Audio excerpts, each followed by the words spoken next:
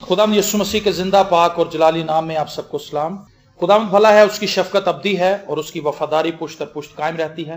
पुराने अहदनामे में होसिया नबी का सहीफा, उसका 6वां बाब और उसकी 3री आयत का सिर्फ पहला हिस्सा खुदावंद के कलाम में से तिलावत करेंगे। खुदावंद के जिंदा पाक कलाम में यूं लिखा है, आओ हम दरियाफ्त करें और खुदावंद के इरफान में तरक्की करें। आमीन। इसको मेरे साथ आप पढ़ सकते हैं, बहुत मुख्तसर सी आयत है जो हिस्सा हमने पढ़ा है। आओ हम दरियाफ्त करें और खुदावंद के इरफान में तरक्की करें। आमीन। मेरे अजीज बहनों और भाइयों, खुदा का कलाम हमें इस बात की तरगीब देता है, खुदा का कलाम हमें इस बात के लिए उभारता है कि हम खुदावंद के भेदों की दरियाफ्त करें। हम बहुत सी चीजों की दरियाफ्त में रहते हैं, लेकिन खुदा का पाक रूह चाहता है कि हम खुदा को दरियाफ्त करने की कोशिश करें। आमीन। खुदा इतना छोटा नहीं है कि हम उसे एक संडे साल में आकर दरियाफ्त कर पाए। क्या ऐसा है? तो होसिया जो है वो बनी इसराइल को उभारता है इस बात के लिए कि आओ हम दरियाफ्त करें और खुदावंद के इरफान में तरक्की करें। हमने खुदा को दरियाफ्त करना है और खुदा की बाबत नॉलेज को हासिल करना है, इल्म को हासिल करना है और उसमें तरक्की करनी है। जैसे जैसे हम खुदा की बाबत जानते हैं, खुदा के मुतालिक इल्म को हासिल करते हैं, हमें बहुत सी बातों का इल्म है। हमारे इर्द गिर्द क्या हो रहा है, सियासी पार्टियों के क्या हालात हैं, कौन से चैनल पे कौन सा एंकर अच्छा प्रोग्राम करता है, किस मंडी से हमें सस्ती सब्जी मिल सकती है, कौन से बाजार से सस्ते कपड़े मिल जाते हैं, कहां से जूतियां मिलती हैं, कहां से मोजे मिलते हैं, किस होटल से अच्छा खाना मिलता है, किस अड्डे से कौन सी बस चलती है। इन सब चीजों का इल्म हमें है, लेकिन खुदा का पाक रूह चाहता है कि हम खुदा की बाबत इल्म को हासिल करें। और जैसे जैसे हम खुदा के मुतालिक जानना शुरू करते हैं, खुदा की बाबत जानना शुरू करते हैं, खुदा का इल्म, खुदा की जात के ताल्लुक से नॉलेज हमारी रूह में उतरना शुरू होता है, हम बहाल होना शुरू हो जाते हैं, हम आजाद होना शुरू हो जाते हैं, हमारी जिंदगी के मोमे हल होना शुरू हो जाते हैं, हमारी अफसुर्दगी जाती रहती है, हम शादमानी से भर जाते हैं, हम खुशहाल हो जाते हैं और हम ऐसे लोगों में शामिल हो जाते हैं जिन पर गुनाह अपना इख्तियार नहीं रख पाता। Praise the Lord. मेरे अजीज बहनों और भाइयों, खुदा की कुदरत हमारी जिंदगियों के लिए मुयस्सर है। खुदा चाहता है कि वो हमें अपनी बरकत से भरे। मैं हमेशा ये मिसाल देता हूं, अगर आप बाल्टी को रख दें नलके के नीचे और नलका खोल दें तो बाल्टी भर जाएगी, और अगर आप नलका खोल दें और बाल्टी को हटा दें तो पानी तो चलता रहेगा लेकिन बाल्टी खाली ही रहेगी। कलीसियाओं के अंदर खुदा अपनी बरकत को उंडेलता है। शख्सी तौर पर खुदा हमें अपनी बरकत से भरना चाहता है, लेकिन हमने देखना है, जांचना है, परखना है, क्या हम ऐसी बाल्टियां तो नहीं, ऐसे बर्तन तो नहीं जिन्होंने अपने आप को खुदा की हजूरी से अलग रखा हुआ है। अगर हम खुदा की हजूरी में रहेंगे तो हम शादमान रहेंगे, अगर हम खुदा की हजूरी से हट जाएंगे तो हम खाली रहेंगे। और जो बर्तन खाली है उसकी क्या वक़्त है।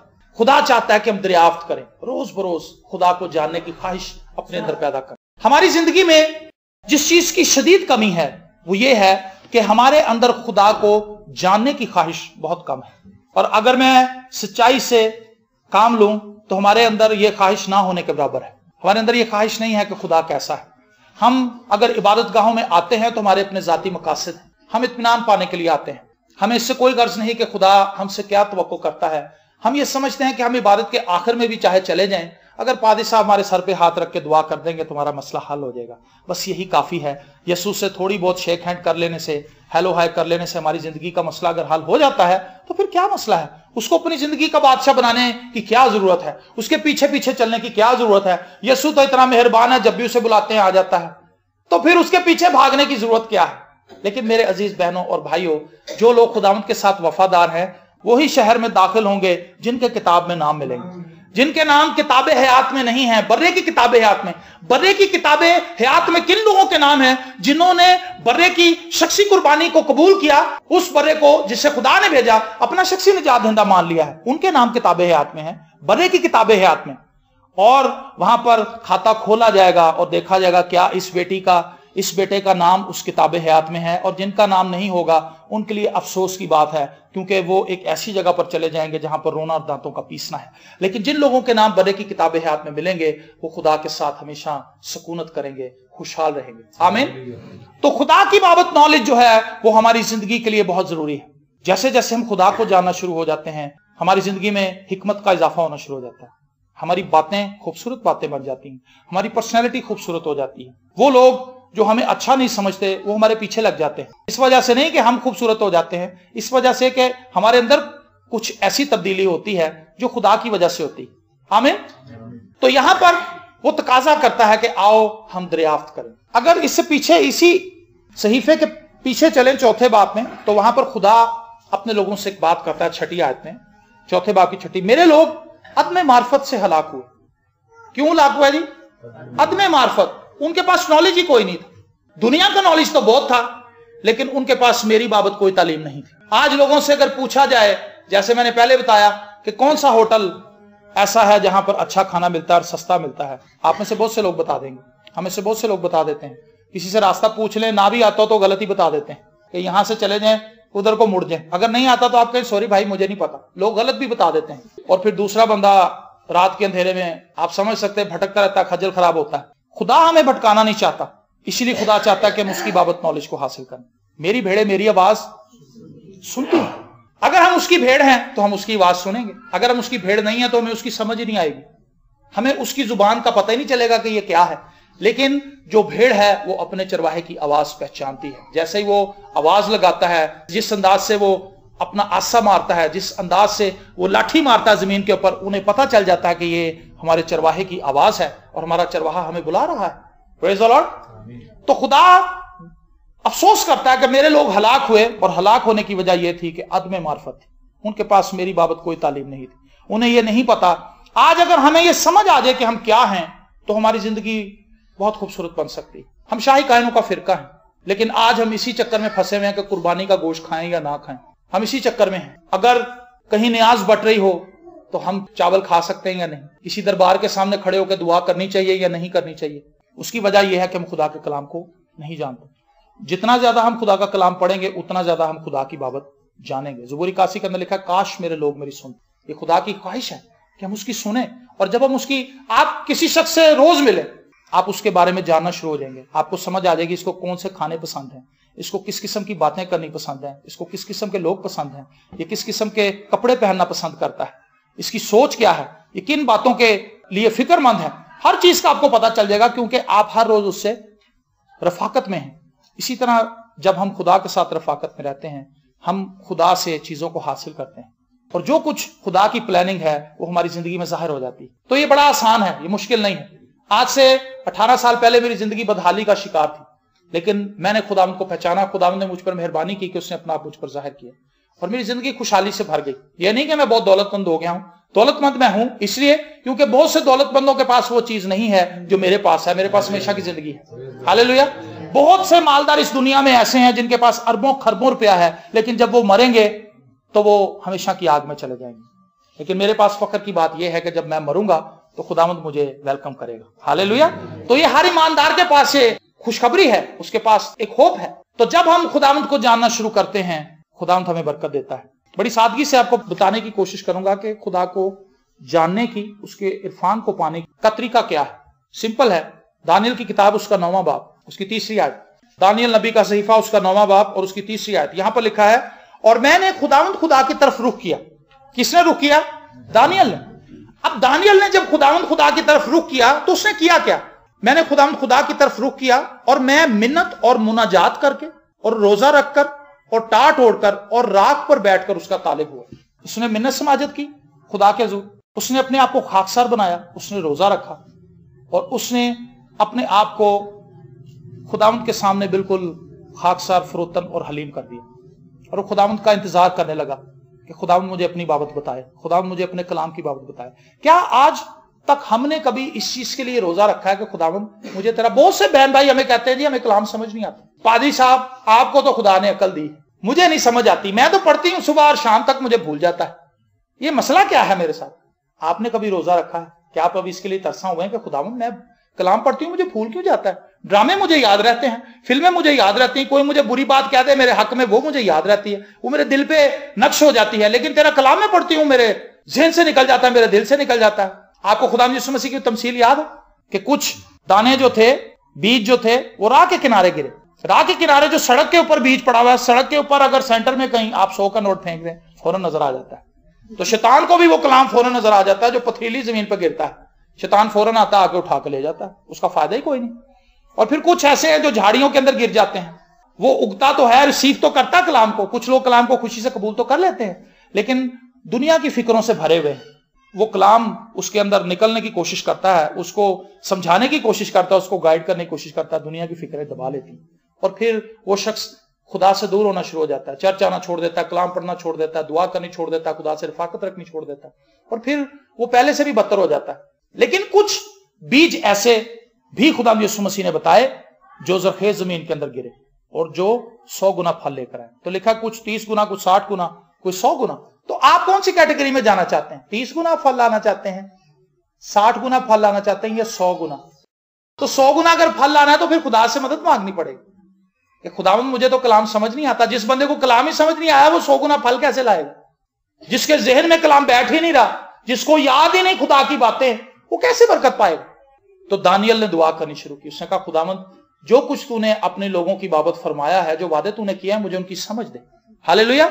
تو جب آپ کو کلام سمجھ نہیں آتا آپ دعا کریں۔ لوگ کہتے ہیں بائبل بڑی مشکل ہے، میں کہتا ہوں بڑی آسان ہے، کیونکہ بائبل آپ نے اپنی عقل سے نہیں سمجھنی، آپ کو سمجھانے والا ایک ہے، خدا کا پاک روح، اسی نے اس کو لکھوایا ہے اور وہی اس کو کھولتا ہے۔ کوئی انسان اپنی عقل سے اس کو سمجھ نہیں سکتا۔ اور جب خدا کا پاک روح ہمیں خدا کا کلام سکھاتا ہے اور سمجھاتا ہے تو وہ ہمیں اندر سے متحرک بھی کر دیتا ہے اس پر عمل کرنے کے لیے۔ جو کچھ ہم اپنی عقل سے سمجھتے ہیں وہ ہمیں متحرک نہیں کرتا، لیکن جو خدا کا پاک روح ہماری زندگی کے اندر بھید کھول دے وہ ہمیں طریق راہوں میں آگے بڑھنے کا فضل اس کی وجہ سے مل جاتا ہے۔ خدا کا کلام نور بن کر ہماری رہنمائی کرتا ہے اور ہم تاریکیوں میں سے گزر جاتے ہیں، تیرگیاں ہمیں روک نہیں پاتی۔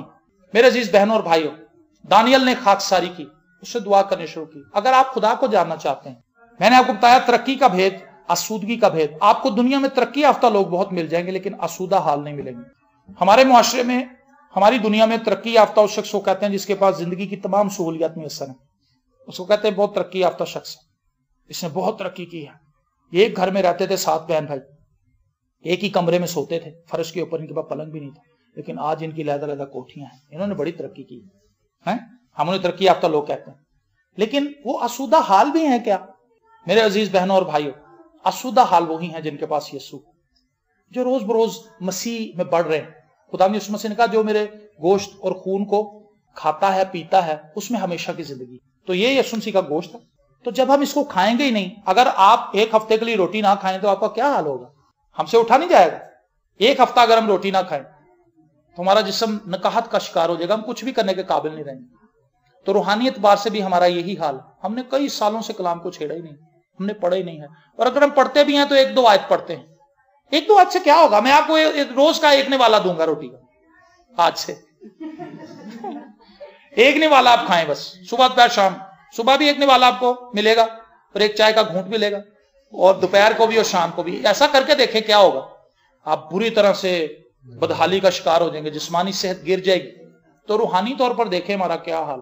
کئی لوگ ایسے ہیں جنہوں نے 1-2 آیتیں پڑھنے کا رجحان بنایا، کئی لوگوں نے وہ بھی چھوڑ دیا۔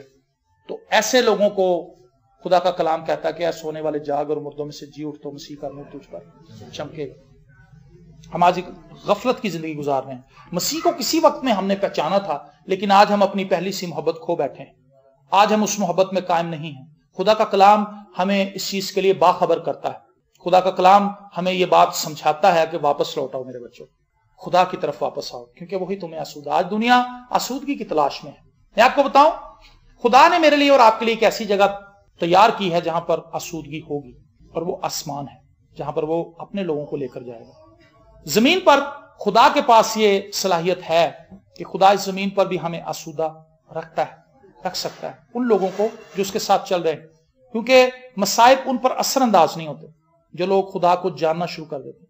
جیسے جیسے ہم خدا کو جاننا شروع کر دیتے ہیں ہماری نیچر بدلنا شروع ہو جاتی ہے، کیونکہ ہماری اپنی فطرت نکلنی شروع ہوتی ہے اور خدا ہمیں آنا شروع ہو جاتا ہے۔ مسیح کو پہننا یہی ہے، ہر روز مسیح کی بابت سوچنا، ہر روز مسیح کی بابت باتیں کرنا، ہر روز مسیح کی بابت سننا، ہر روز مسیح کو اپنی زندگی کے اندر لینا، اور اس سے کیا ہوگا؟ آہستہ آہستہ ہم مسیح کی مانند بنتے جاتے ہیں۔ استفنس کے تعلق سے لکھا ہے جب انہیں اسے عدالت میں کھڑا کیا گیا تو اس پر الزام لگایا گیا، اسے برا بھلا کہا گیا، لیکن وہ خاموش رہا، اس نے کوئی جواب نہیں دیا پلٹ کر۔ اور لکھا ہے جب لوگوں نے اس کو دیکھا تو اس کا چہرہ فرشتے کی طرح تھا، کس کی طرح تھا؟ یہ نہیں لکھا کہ اس کے چہرے پر خوف چھایا ہوا تھا کیونکہ اسے پتا تھا کہ مجھے سزا دیں گے. وہ خوفزدہ نہیں تھا. خوفزدہ کیوں نہیں تھا بھائی؟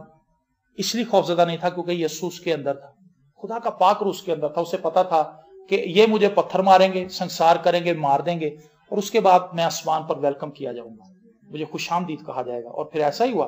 اعمال کی کتاب میں آپ پڑھ سکتے ہیں, وہاں پر لکھا ہے اس کو سنسار کیا گیا, اس کو مارا گیا. اس نے کہا اے خداوند یہ گناہ ان کے ذمہ نہ لگانا, تو انہیں معاف کر دینا. خداوند یسوع مسیح نے بھی صلیب پر یہی کہا تھا. تو کیا کوئی انسان آپ اس کو پتھر مار رہے ہو تو وہ ایسا کہہ سکتا ہے کہ اے خداوند انہیں معاف کر دے, یہ گناہ ان کے ذمہ نہ لگانا؟ یہاں تو وہ بھاگنے کی کوشش کرے گا, یہاں وہ وہی پتھر پکڑ کے واپس ان پہ مارے گا. ایک آدھے کی تو لاتما توڑے گا, لیکن وہ خاموشی سے پتھر کھاتا رہا. یسوع نے بھی خاموشی سے سارا ظلم برداشت کیا تھا. تو وہ لوگ جو جن کے اندر مسیح بستا ہے, جن کے اندر مسیح کی تعلیم بستی ہے, وہ بھی خاموشی سے سب کچھ سہ لیتے ہیں اور خداوند انہیں برکت دیتا ہے. ہاللیلویا. میرے عزیز بہنوں اور بھائیوں, آئیے ہم خداوند کو دریافت کریں اور روز بروز اپنی زندگی کے اندر اس خواہش کو بڑھنے دیں کہ خداوند میں تجھے دیکھنا چاہتا ہوں, خداوند میں تجھے جاننا چاہتا ہوں. شمعون کے تعلق سے لکھا ہے لوکا کی انجیل کے اندر, وہ ایک بزرگ آدمی تھا اور ایک نبیہ کے تعلق سے بات ہے. وہ 100 سال سے زیادہ اس کی عمر تھی اس نبیہ کی, اور شمعون بھی بزرگ تھا, لیکن وہ ہر روز لکھا ہے اسرائیل کی تسلی کے منتظر تھے. اسرائیل کی تسلی خداوند یسوع مسیح, تو وہ خداوند یسوع مسیح کے منتظر تھے. اور ایک دن لکھا ہے اس کو آگہی ہوئی تھی خدا کے روح سے شمعون کو کہ جب تک تو برے کو نہ دیکھ لے, جب تک تو نجات دہندے کو نہ دیکھ لے, اتنی دیر تک تو مرے گا نہیں. ہاللیلویا. تو پھر ایک دن وہ بیٹھا ہوا تھا ہیکل کے دروازے پر, یا ہیکل کے کسی کونے میں. خدا کے پاک روح نے اسے ہلایا, اسے کہا کہ دیکھ جس برے کا تو انتظار کر رہا ہے اس کی ماں اس کو لے کے آ رہی. ہاللیلویا. تو جا کے اس کو دیکھ سکتا ہے. اور آپ سوچ سکتے ہیں کہ اس شخص نے, شمعون نے, یسوع مسیح کو بچے کی صورت میں اٹھایا اور اس نے اس کو کس بھی کیا ہوگا, پیار بھی کیا ہوگا. بچے کو جب ہم اٹھاتے ہیں سب سے پہلا کام اس کی پپی لیتے ہیں. اس نے یسوع کی پپی لی ہے شمعون نے, اور وہ کتنا خوش ہوگا. اور اس کی آنکھوں میں آنسو تھے. اس نے کہا اے میرے باپ, اب اپنے بندے کو رخصت کر, کیونکہ میری آنکھوں نے تیری نجات دیکھ لی. ہاللیلویا.